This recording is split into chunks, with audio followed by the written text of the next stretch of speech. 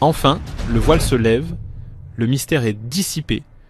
Nous connaissons enfin les responsables du vol des minerais de la RDC. Alors que le silence régnait, et que les accusations infondées pleuvaient contre le Rwanda, personne n'avait osé poser les questions essentielles. C'est à l'Assemblée nationale que ce mystère a enfin été résolu.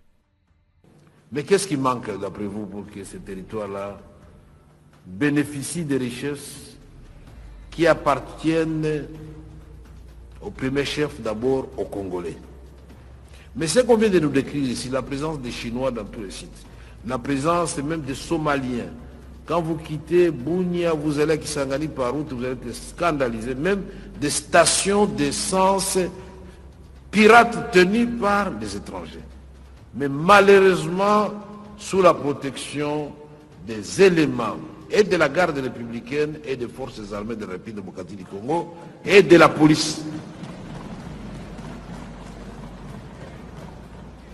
Dans le Haut-Katanga, Lualaba, là, c'est devenu carrément la règle. Il y a même des généraux qui donnent des autorisations. Selon le président de l'Assemblée nationale Vital Kamerhe, les sites miniers sont gardés par les membres de la force républicaine. Nous savons tous que la garde républicaine dépend directement du président de la République. Cette vidéo amateur récemment diffusée nous montre une scène troublante. Le ministre provincial des mines de la province du Lualaba est violemment agressé par des membres de la garde présidentielle lors d'une mission d'inspection dans une carrière minière. Qui possède ce site minier pour qu'il soit protégé par la garde présidentielle? La réponse à cette question est si évidente que même un enfant pourrait y répondre.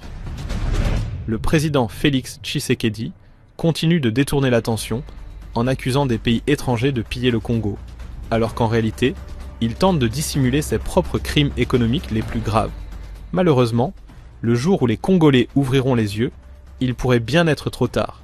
Selon un article paru dans le journal La Libre Belgique du vendredi 8 novembre 2024, dans le Katanga, 3 associations pointent du doigt le comportement de l'épouse du chef de l'État, Denise Nyakeru, et soulignent son implication dans l'exploitation illégale de minerais. En association avec un intermédiaire chinois, elle chercherait à s'approprier des bassins stratégiques de la Djekamine, évalués à plusieurs centaines de millions de dollars.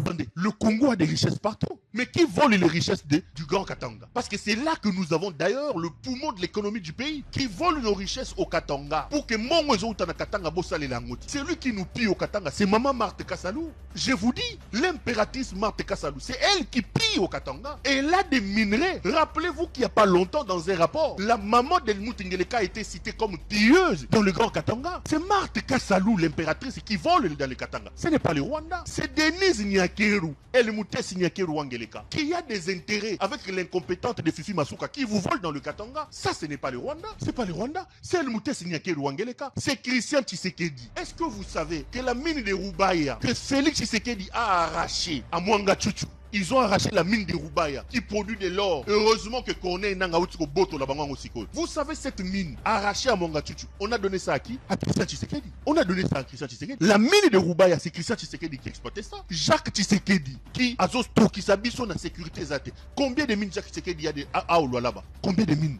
Ce n'est pas la responsabilité du Rwanda. Le Rwanda ne vous vole pas au Katanga. C'est Tshisekedi qui est le responsable de nos problèmes.